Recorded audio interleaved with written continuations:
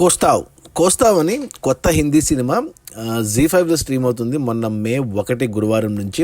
Hero వచ్చి నవాజుద్దీన్ సిద్దికీ. నేను ఏప్రిల్లో ఈ సినిమా ట్రైలర్ వచ్చినప్పుడు చూశాను, ఇంట్రెస్టింగ్ అనిపించింది. అందులో నవాజుద్దీన్ సిద్దికీ అంటే ఏదో కొత్తగా ఉంటుంది, బాగుంటుందని చూశాను. సినిమా చూస్తున్నప్పుడు అర్థమైంది ఏంటంటే ఈ కోస్తావ్ అంటే ఏంది అనుకున్నాను, కానీ కోస్తావ్ అంటే హీరో పేరు, అది అంటే హీరో ఇంటి పేరు.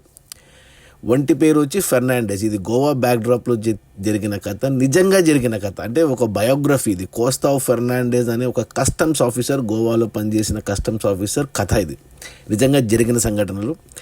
1991లో జరిగినట్టు చూపించారు మేజర్ సినిమా అంతా. సో మొదట చూస్తున్నాను, అంటే గోవా బ్యాక్డ్రాప్, నవాజుద్దీన్ సిద్దికీ, కొద్దిగా అలవాటు పడడానికి టైం పట్టింది. నాకు ఒక అరగంట పట్టింది.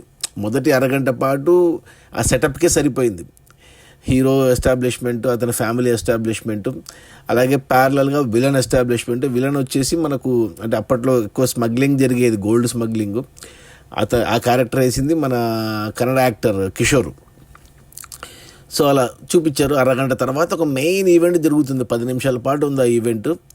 సో ఆ ఈవెంట్లో అటు విలన్ ఎఫెక్ట్ అవుతాడు, అటు హీరో ఎఫెక్ట్ అవుతాడు.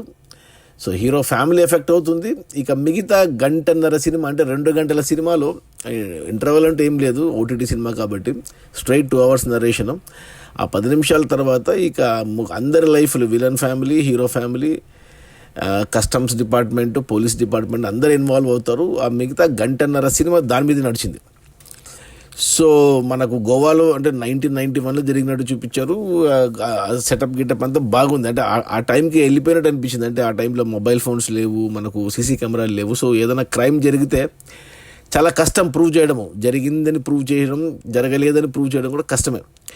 సో అతని రియల్ లైఫ్లో అంత సిన్సియర్, అంటే సినిమా చూస్తే అర్థమైంది ఆ కస్టమ్స్ ఆఫీస్ ఎంత సిన్సియర్గా ఉన్నా, ఎన్ని కష్టాలు పడ్డాడు అనేసి. ఒక 7 ఏళ్ల పాటు, 91లో జరిగితే ఇన్సిడెంట్, 98 వరకు 7 ఏళ్ల పాటు అతను తన నిజాయితీని నిరూపించుకోవడానికి అతను పడ్డ బాధలు, అటు ఫ్యామిలీ పరంగా, ప్రొఫెషనల్ పరంగా, పర్సనల్గా, అన్ని రకాలుగా అది బాగా చూపించారు. అంటే ఇక సినిమా క్లైమాక్స్కి వచ్చేసరికి అంటే ఇంక మనకు ఇక ఏం జరుగుతుంది అసలు ఎలా అనేది మనకు ఇక క్లైమాక్స్లో, అంటే ఇది అతను నిజంగా బతికే ఉన్నాడు. ఇక అతను ఆ క్యారెక్టర్ చేసిన కోస్తావ్ ఫెర్నాండెస్ సినిమా అంతా అయిపోయాక అతని ఫొటోసు, ఆ హీరో మన నవాజుద్దీన్ సిద్దికీ అతనితో పాటు దిగిన ఫోటోలు, అంటే అతను కూడా హెల్ప్ చేశాడు, స్టోరీ అందించాడు. కాబట్టి యాక్చువల్ అతను మంచిగా అనిపించింది. అంటే మేబీ మనకు తెలియకపోవచ్చు, బట్ మేబీ గోవాలో చాలామందికి తెలిసే ఉండొచ్చు, గోవా, మహారాష్ట్ర ఈ సైడ్.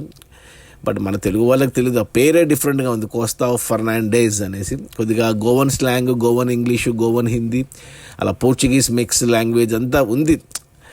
బాగుంది. అంటే ఒక మంచి డాక్యుమెంటరీ చూసిన ఫీలింగ్ అయితే వచ్చింది. ఒక సినిమా ఫీల్ అయితే రాలేదు, కానీ డాక్యుమెంటరీ ఫీలింగ్ అయితే వచ్చింది. ఒక మంచిగా నిజంగా జరిగిన స్టోరీ కాబట్టి తెలుసుకోవాలన్న ఉత్సాహము, నాకు కోరిక అయితే ఉన్నింది. కాబట్టి అదే టు ద పాయింట్ తీశారు.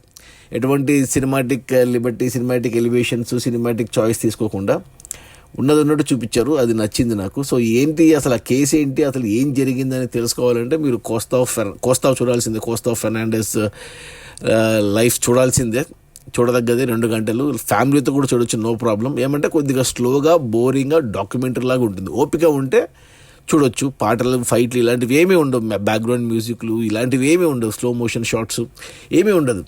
జస్ట్ ఆ 1991లో జరిగిన కథ చూపించారు గోవా బ్యాక్డ్రాప్లో, అంతే. నా రేటింగ్ వచ్చి 3 out of 5.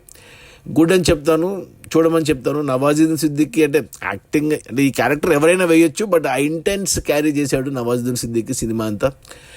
సో అందుకు నవాజుద్దీన్ సిద్దికీని మెచ్చుకోవాలి. ఎవరైనా చేయొచ్చు, బట్ అతను బాగానే చేశాడు, పర్లేదు. ఆ క్యారెక్టర్ సరిపోయాడు కోస్తావ్ ఫెర్నాండెస్ క్యారెక్టర్కి. ప్లస్ విలన్గా పెద్దగా చేసిందేం లేదు, కానీ సెటిల్డ్ విలనే మన కిషోర్, బట్ సరిపోయాడు ఆ క్యారెక్టర్కి, అంతే. అంటే రియల్ లైఫ్లో మరి సినిమాలో చూపించినట్టు బీభత్సంగా ఉండదు కదా, సింపుల్గానే ఉంటారు కాబట్టి అలాగే చూపించారు. సో చూడండి, జీ5లో తెలుగులో డబ్బింగ్ ఉందా లేదా గమనించలేదు, హిందీలో చూశాను ఒరిజినల్ నేను. సో హిందీ అర్థమైతే చూడండి, తెలుగు డబ్బింగ్ ఉంటే తెలుగులో చూసేయండి. ఓకే, అది మన కోస్తావ్ జీ5లో ఉంది. Okay, bye.